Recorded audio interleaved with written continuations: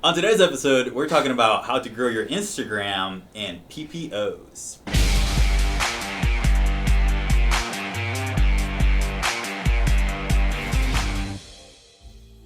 Hey friends, welcome to another episode of Tip for Tip, your favorite marketing show where business owners just like you ask marketing questions in exchange for a tip in your industry. My name's Aaron. My name is Christian. And today we have Chris with Secure Aspiration.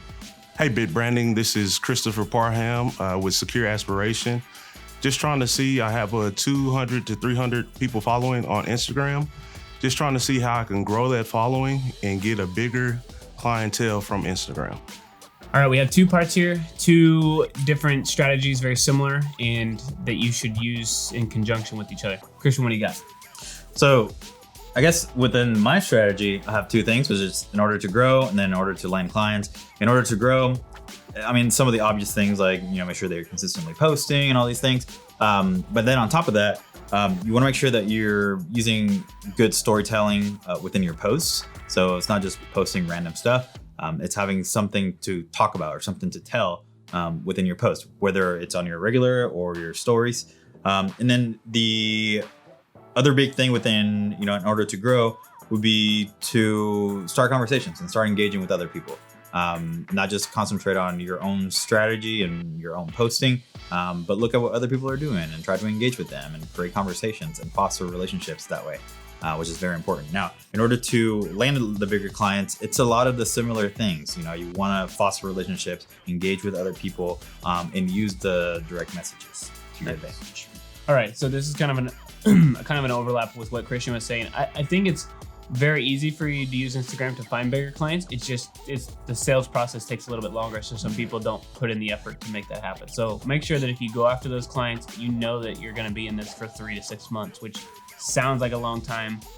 It is, but the bigger clients are worth it. So find out who those people are that you want to work with. Be very strategic and say, this is my ideal customer. This is my ideal client. I want to work with these people, and be very persistent about making sure that you follow them, engage with them. And as Christian said, putting out content that solves a problem that they have.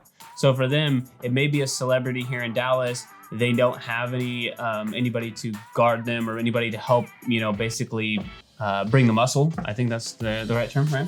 Bring the muscle.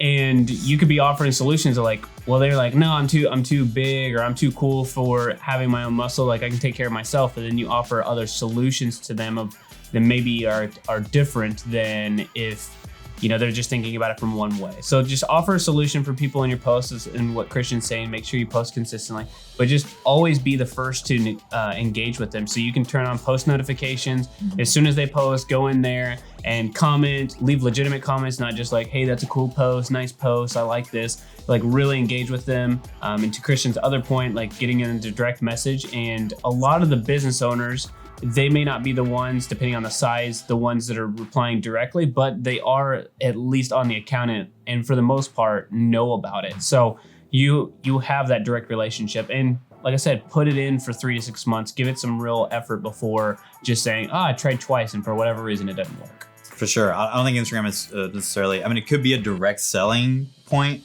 maybe for e-commerce, which they have, that cool shopping experience that they recently added.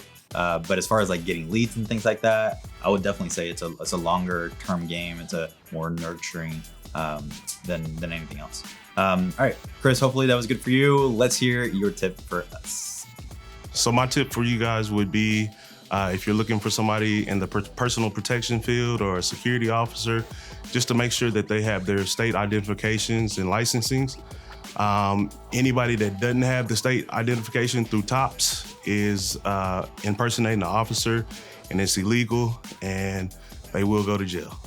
Chris, I don't think that's a really good tip, because I don't think I would have ever asked that, nor would I have assumed that you actually need to have that badge. And hopefully Jack will show what that looks like. We can blur you out, but it looks like it's an actual piece, a legitimate piece of hardware. Yeah, it's not just I have a certification that just says that I can do this. So that's really cool, and it's really good advice. So whenever I become a famous rap star, I will know how to find the right people. Obviously, Chris, you'd be my guy, but For sure.